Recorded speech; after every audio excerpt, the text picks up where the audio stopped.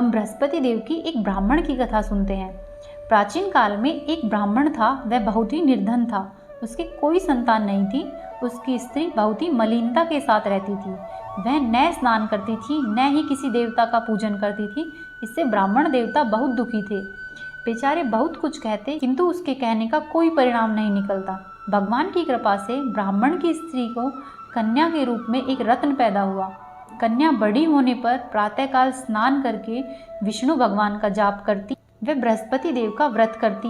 अपने पूजन पाठ को समाप्त करके वह विद्यालय जाती तो अपनी मुट्ठी में जौ भर कर ले जाती और पाठशाला के मार्ग में डालती जाती। जब वह विद्यालय से वापस आती तो ये जौ सोने के जौ बन जाते और वापस लौटते समय इन स्वर्ण जौ को वह बीनकर अपने घर पर ले आती।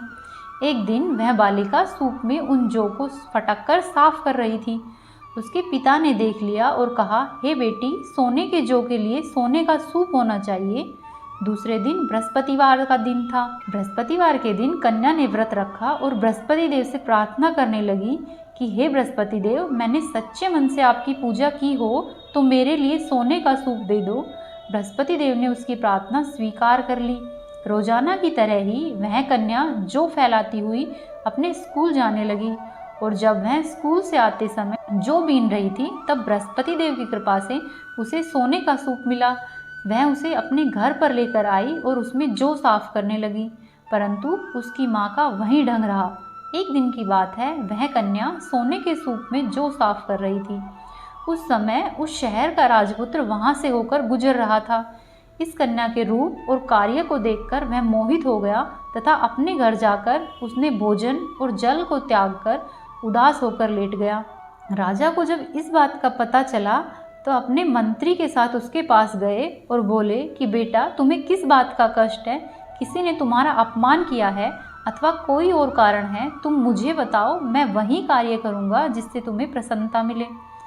जब राजकुमार ने अपने पिता की बातें सुनी तो वह बोला कि ना ही किसी ने मेरा अपमान किया है और ना ही मैं किसी अन्य चीज़ से दुखी हूँ, परंतु मैं उस लड़की से विवाह करना चाहता हूँ जो सोने के सूप में जौ साफ कर रही थी। यह सुनकर राजा आश्चर्य में पड़ गया और बोला, हे बेटा, इस तरह की कन्या का पता तुम ही लगाओ, मैं उसके साथ अवश्य ही तुम्हारा विवाह करवा दूंगा। तब राजकुमार ने उस लड़की के घर का पता बताया। तब राजा ने मंत्री को भेजकर उस लड़की के घर पर गए और ब्राह्मण देवता को सभी हाल सुनाया। तब ब्राह्मण देवता राजकुमार के साथ अपनी कन्या का विवाह करने के लिए तैयार हो गए तथा विधि विधान के अनुसार ब्राह्मण की कन्या का विवाह राजकुमार के साथ हो गया। कन्या के घर से जाते ही पहले की ही तरह उस ब्राह्मण देव के घर में गरीबी का वास हो गया। अब भोजन के लिए भी अन्न बड़ी मुश्किल से मिलता था। एक दिन दुखी होकर ब्राह्मण देव अपनी पुत्री के पास गए। जब बेटी ने पिता की दुखी अवस्था देखी तो उसने अपनी माँ का हाल पूछा। तब ब्राह्मण देव ने सभी हाल बताया। तब कन्या ने बहुत सा धन देकर अपने पिताजी को विदा किया। इस तरह ब्राह्मण का कुछ समय सुखपूर्वक बीत गया। कुछ दिन बाद उसका फिर से वही हाल हो गया। ब्राह्मण फिर अपनी कन्या के यहाँ गया और सारा हाल कहा तो लड़की बोली, हे पिताजी, आप माताजी को यहाँ पर ले आओ, मैं उन्हें विधि बता दूंगी जिससे गरीबी दूर हो जाएगी। वह ब्राह्मण देवता अपनी स्त्री को लेकर पहुँचे तो अपनी माँ को समझाने लगी कि हे माँ, तुम प्रातःकाल पहले स्नान करो, फिर भगवान विष्णु का पूजन करो और उसके बाद ही तुम भोजन ग्रहण करना, इससे सभी दरिद्रता दूर हो जाएगी। परंतु उसकी माँ ने उसकी एक भी बात नहीं मानी और प्रातःकाल उठकर अपनी पुत्री के बच्चों की जूठन को खा लिया। इससे उसकी पुत्री को बहुत गुस्सा आया और उसे रात को कोठरी में बंद कर दिया।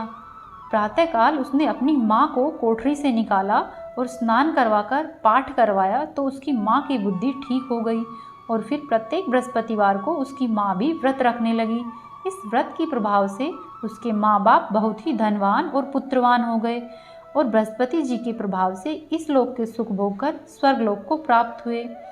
सब बोलो भगवान विष्णु की जय, बोलो बृहस्पति देव की जय।